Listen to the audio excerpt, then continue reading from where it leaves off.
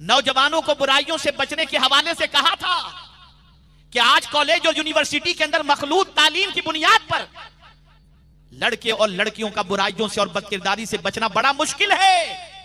तो मुझे एक सुलझे हुए आदमी ने कहा था, हजरत थोड़ा सा आगे भी तो बढ़ो। मैंने कहा क्या मतलब?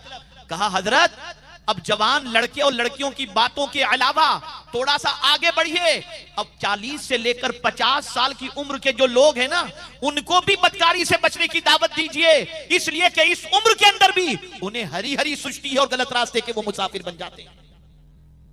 फिर मैंने अपने एतबार से गौर किया और सर्वे किया, तो ऐसे भी नादान सोसाइटी में जिंदा हैं जिनकी बच्चियां जवान हैं और वो दूसरों की आबरू पर हाथ डालते नजर आते हैं, जिनके घर के अंदर बहू मौजूद है और वो दूसरों की आबरू पर हाथ डालते नजर आते हैं। अल-अयाज़ु बिल्लाह। मेरे प्यारे आका सल्लल्लाहु ताला अलैहि वसल्लम के प्यारे दीवानों, मुझे बताओ आज अल्लाह अज़्ज़ा व जल्ल के बंदे और रसूल आज़म के शहदाई और कलेमा पढ़ने वाले ये कहते हैं हम मुसीबतों में घिरे हुए हैं, परेशानियां दरवाजों पर दस्तक दे रही है, मुसीबतों के बादल सर पे मंडला रहे हैं, पता नहीं आने वाले दिनों में क्या हो, तकालीफ के बादल भी मंडला रहे हैं, मुसीबतें दरवाजों पे दस्तक दे रही है। मैं पूछना चाहता हूं, ये गुनाह हैं जिनकी बुनियाद पर ये मुसीबतें दरवाजे पर आती हैं, वरना नेक बंदे के एवज में तो अल्लाह मुसीबतों को दूर कर दिया करता है, टाल दिया करता है। तो ज़िना करने वाले पर दुनिया में जो सबसे पहली मुसीबत आती है वो ये है कि उसकी इज्जत और आबरू खत्म हो जाती है।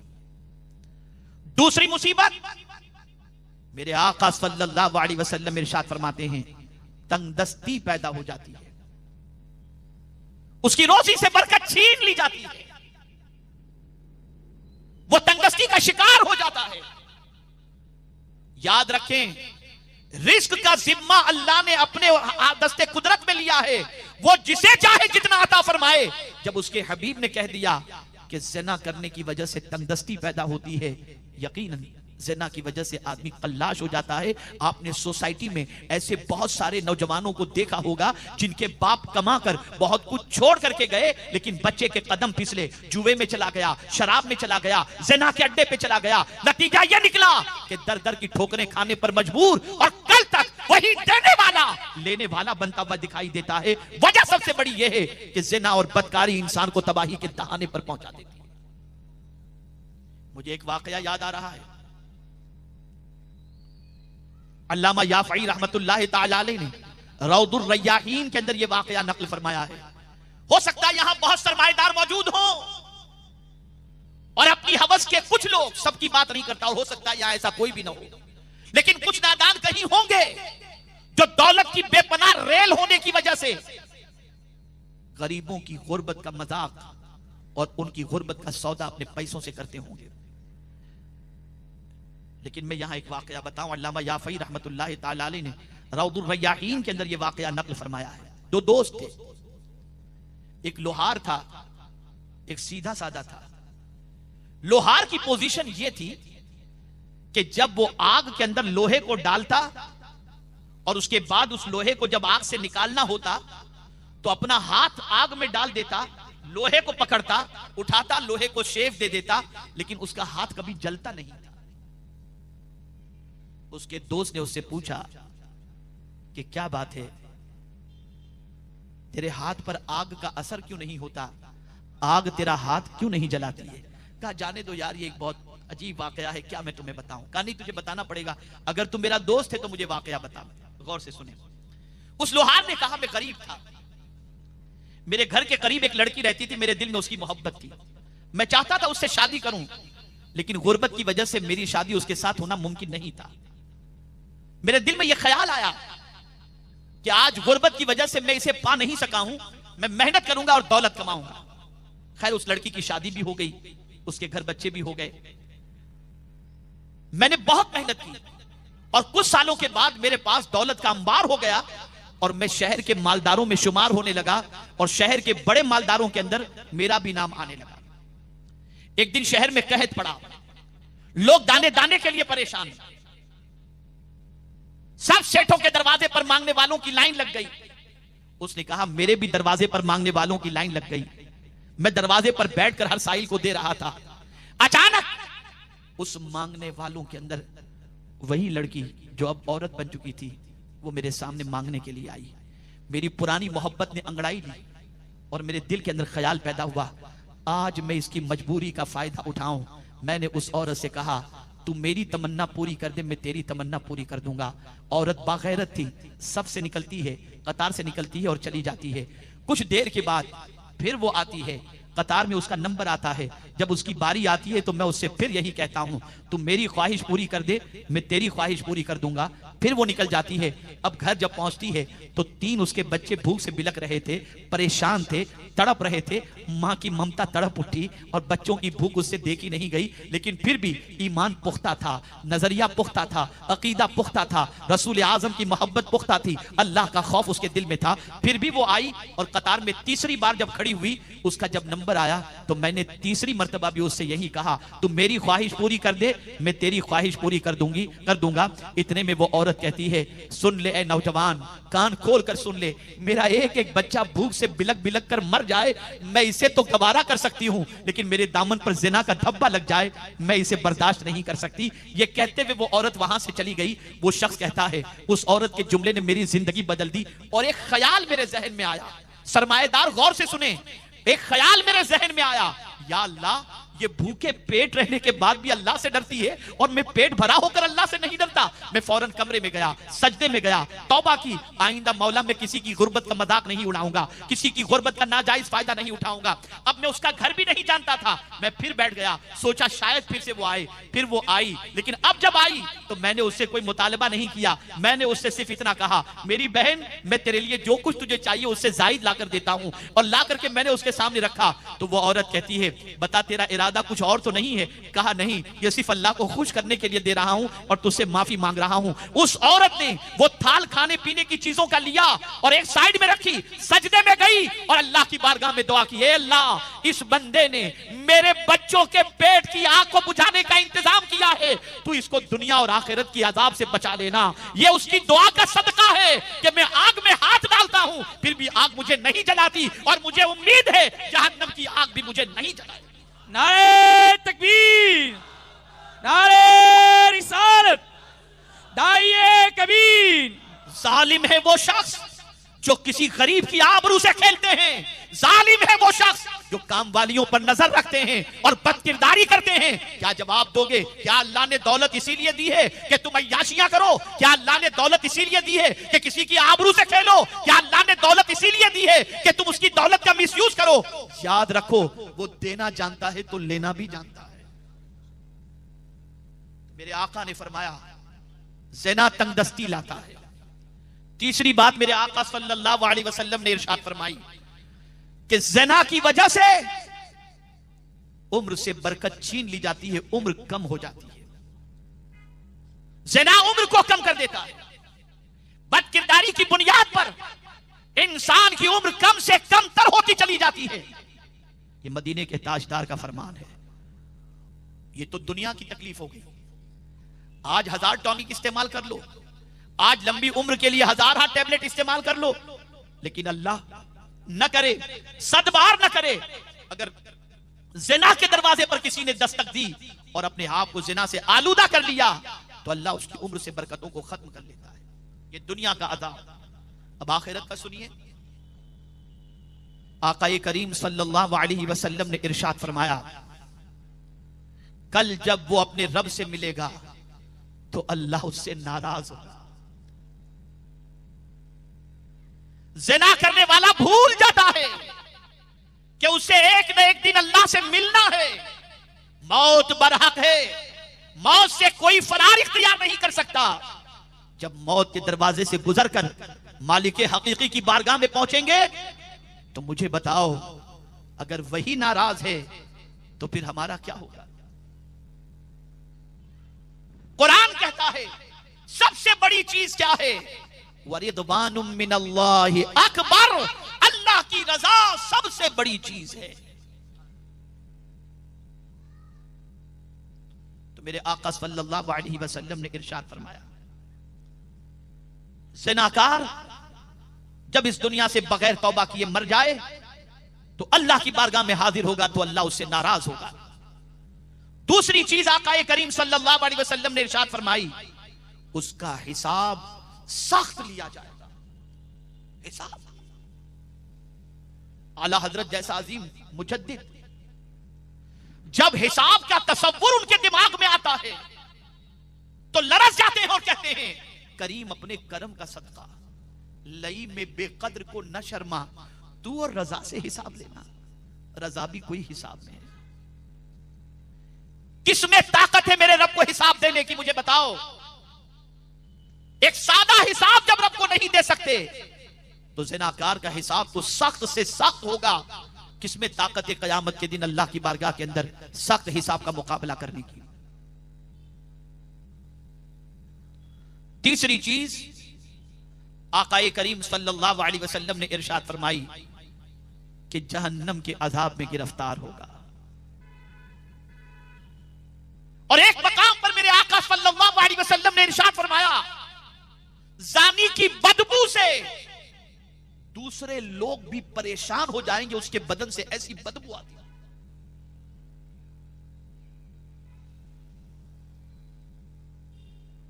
ऐ रसूल गिरामी वकार सल्लल्लाहु ताला अलैहि वसल्लम के दीवानों, सबसे बदतरीन जुर्म गुनाह जिना है। जिना कत्ल से भी बड़ा गुनाह जिना है। आप सोचेंगे वो कैसे? भाई अगर आपने किसी को कत्ल कर दिया और मकतूल के वरसा ने दियत लेकर के आपको छोड़ दिया और कहा कि भाई हमको इतना पैसा दे दो, हम तुमको माफ कर देते हैं, तो इस्लामी शरीयत के एतबार से कातिल को माफ किया जा सकता है। लेकिन ज़िना के हवाले से कोई रियायत नहीं है, वहां माफी की कोई गुंजाइश नहीं। हां, अगर ज़िनाकार जिससे ये गलती सरजद हो चुकी है और सच्चे दिल से तौबा करके आइंदा गुनाह न करने का अज़्म मुसम्मम करे और फिर उस गुनाह की तरफ कदम कभी न बढ़ाए, तो अल्लाह की जात से उम्मीद है कि मौला उसकी खता को माफ फरमा दे। लेकिन माफी की उम्मीद पर अगर गुनाह करे तो सजा दुगनी होगी। बहुत सारे लोग माफी के परवाने को सामने रखकर गुनाह कर लेते हैं कि माफी हो जाएगी, सच्चे दिल से बड़ी रात को तौबा कर लेंगे, शबे कद्र में तौबा कर लेंगे, शबे बारात में तौबा कर लेंगे, शबे मेराज में तौबा कर लेंगे, जुमा के दिन तौबा कर लेंगे। तो मैं आपसे पूछता हूं एक सवाल, आपके घर में अगर सांप काट जाए तो उसका इलाज आपके पास मौजूद हो कि भाई अल्लाह न करे सांप काट ले तो ये टेबलेट खा लेना, तो आपको इंशाल्लाह उसका जहर असर नहीं करेगा, तो इस टेबलेट की बुनियाद पर कभी आप सुराखों में उंगली डालते हो और कहते हो कि आज सांप मुझे मार?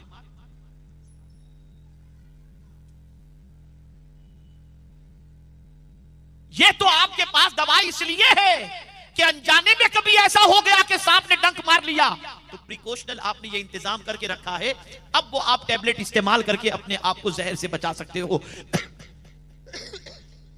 इसी तरह से अल्लाह न करे सदबार न करे, अगर कदम फिसल गए और इस बुराई के दलदल में फंस गए, तो मेरे प्यारे आका सल्लल्लाहु अलैहि वसल्लम के प्यारे दीवानों, इस्लामी शरीयत हो, इस्लामी मुल्क हो, इस्लामी कानून हो, तो गैर शादीशुदा यानी कंवारे लड़के और लड़की जिना करें तो 100 कोड़े मारे जाएं, और शादीशुदा अगर जिना करें तो शरीयत का फैसला ये कि इतने पत्थर इनको मारो कि ये मर जाए। ये इस्लामी कानून, ये कुरान का कानून। अज़्ज़ानियतु वज़्ज़ानी फजलिदू कुल्ल वाहिदिन मिनहुमा मियत जल्दा।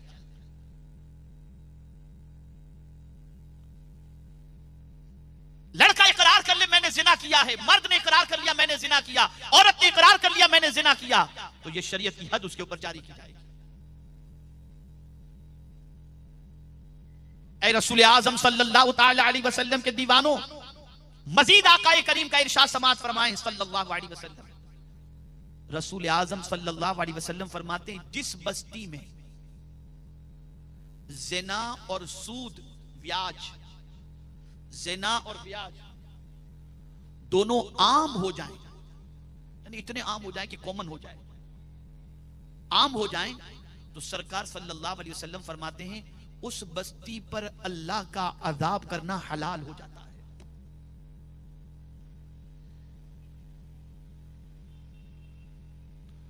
और जिना करने वाला जब जिना करता है तो मेरे आका सल्लल्लाहु अलैहि वसल्लम फरमाते ईमान उसके सीने से निकल जाता है और साइबान की तरह होता है। जब वो बदकिरदारी से फारिग हो जाता है तब ईमान उसके सीने में लौटता है। ये कितना बुरा अमल है कि ईमान भी ऐसे अमल करने वाले के सीने में रहना नहीं चाहता। आज बहुत सारे नौजवानों को देखा जाता है कारोबार करने वाले, जैसे कोई ड्रेस का कारोबार कर रहा है, कोई चूड़ियों का कारोबार कर रहा है, कोई इमिटेशन ज्वेलरी का कारोबार कर रहा है, कोई चप्पल जूते का कारोबार कर रहा है, तो वो कसदन उनके यहां गाहक आने वाली लड़कियों को और औरतों को टच भी करते हैं, उनको छेड़ते भी हैं और उनसे अपने बदन को मस भी करते हैं। ऐसे ही ट्रेन में, बस में, रास्ते में, धक्कम धक्की के अंदर अपनी जिल्द को, अपनी चमड़ी को उनके साथ लगाते रहते हैं। आप जानते हैं कल बरोज़े क़यामत वो चमड़ी जो किसी गैर महरम को सिर्फ टच कर दी गई, अनजाने में नहीं, जानबूझ करके, उन चमड़ी को जहन्नम की आग में डाला जाएगा और उस चमड़ी को अल्लाह कुव्वते गोयाई अता करेगा। तो चमड़ी वाले चमड़ी से पूछेंगे वकालू लिजुलूदिहिम लिमा शहीदतुम अलैना, ए जिल्द तू हमारे खिलाफ गवाही क्यों दे रही है? तो चमड़ी बोलेगी काल अंतकनल्लाह, अल्लाह ने हमें बोलने का हुक्म अता फरमाया। आज थोड़ी सी चमड़ी जल जाए बर्दाश्त नहीं होता, जहन्नम की आग से चमड़ी जलेगी, बर्दाश्त करने की ताकत है? क्या जवाब दोगे कल बरोज़े क़यामत इन बदकिरदारियों का? है किसी में हिम्मत कुदरत के सामने खड़े रहने की? लम्हों की लज्जत के लिए आखिरत के अजाब को दावत मत दो। आज वक्त है कि इन बुराइयों से बचकर सच्चे दिल से तौबा कर लो। और याद रखें कुरान मुकद्दस में रब ने हुजूर से फरमाया, हुक्म फरमा दो, मोमिनों को हुक्म फरमा दो, कुल लिल मुमिनीना यगुद्दू मिन अबसारिहिम व यहफज़ू फुरूजहुम, हुक्म फरमा दो मोमिनों से कि वो अपनी निगाहों को नीचे रखें और अपनी शर्मगाह की हिफाजत फरमाएं। अब यहां मैं आपको बताऊं, जिसने अपनी शर्मगाह की हिफाजत की उसके लिए हुजूर की क्या बशारत है। आकाए करीम सल्लल्लाहु अलैहि वसल्लम ने इरशाद फरमाया, जिसने अपनी जबान और शर्मगाह की हिफाजत का जिम्मा लिया, मैं उसकी शफाअत का जिम्मा लेता हूं। सरकार उसकी शफाअत फरमाए। तो निगाहों को नीचे रखो, शर्मगाह की हिफाजत करो, अल्लाह के अजाब से डरो, जहन्नम की आग से डरो और बदकिरदारियों के दलदल में फंसने से अपने आप को रोको। याद रखो और अच्छी तरीके से याद रखो, मुसलमान तो वो होता है जिसकी निगाहें झुकी हों और जिसका वजूद पाकीज़ा हो। आज अगर सोसाइटी के अंदर परेशानियां फैल रही हैं, बुराइयां फैल रही हैं, उसकी सबसे बड़ी वजह यह है कि हमारे मुआशरे के अंदर परेशानियों के फैलने की वजह ज़िना का फैल जाना है और सूद का फैल जाना है। और यहां यह भी याद रखें, अगर कोई गुनाह से बच जाता है, अगर किसी औरत ने बदकिरदारी की दावत दी और वो अल्लाह के डर से बच गया, जानते हैं उसका सिला क्या है? तफसीर में मौजूद है। तफसीर में एक नौजवान लड़का था, बड़ा खूबसूरत, बाप ताजिर था, उसने अपने बेटे को दुकान पर बिठाया। बेटा दुकान पर कपड़े फरोख्त किया करता। एक दिन एक ज़ईफा आई और आकर के उस नौजवान उस दुकानदार से कहती है, ये कपड़े चाहिए, या आपके पास जो बेहतरीन कपड़े हों वो बताओ। तो काफी कपड़े बताए गए। बुढ़िया ने कहा ये कपड़े सब अच्छे हैं, ये कपड़े लेकर मेरी मालिकन के पास चलें, मेरी मालिकन बहुत बड़ी खातून है और बहुत अल्लाह ने उनको नवाजा है, हो सकता है ये सारा कपड़ा वो खरीद लें। तो उस नौजवान को भेजा गया कि जाओ तुम ये कपड़े लेकर के साथ में। वो गया तो वो नौजवान कहता है कि मैं जब उस घर में गया तो बहुत बड़ा महल था, अंदर जाता गया, कोई मुझे नजर नहीं आया। अचानक मैंने देखा कि एक नौजवान लड़की तख्त पर बैठी, झूले पर बैठी हुई है, और जैसे ही मैं पहुंचा उसने मुझे गले लगा लिया। उसने कहा मेरे दिल में अल्लाह का डर पैदा हुआ, मेरे दिल में अल्लाह का डर पैदा हुआ कि इस तन्हाई का ये फायदा उठाकर ये मुझसे शायद बदकिरदारी की उम्मीद रखती है। वो नौजवान कहता है कि मैंने उस औरत से कहा मुझे इस्तिंजे की हाजत है, मुझे जरा टॉयलेट कहाँ है बता दो, मैं जरा फारिग होकर आऊं। वो गया बैतुल खला और जाकर के इस्तिंजा किया और सारी नजासत अपने बदन पे लगा दिया, सारी गंदगी। अब जब वो गंदगी लगा करके बाहर आया तो औरत कहती है पागल है मजनू, इसको निकालो जल्दी यहां से निकालो। उसे वहां से निकाल दिया गया, वो बच गया बदकिरदारी से, बाहर निकला, घर आया और घर आने के बाद जब अच्छी तरीके से गुस्ल किया, उस गुस्ल के बाद अल्लाह ने उसको ऐसी खुशबू अता फरमाई कि जिस गली से गुजरता था मुश्क की खुशबू आती थी, मुश्क की खुशबू आती थी। ये क्यों था? इसलिए कि उसने अपने आप को बचाना चाहा, मेरे करीम ने बचा लिया। गंदगी देखकर उसने तो छोड़ दिया, लेकिन ये गंदगी गुनाह से बचने की वजह से थी, तो मेरे मौला ने इतनी खुशबू अता फरमा दी कि जब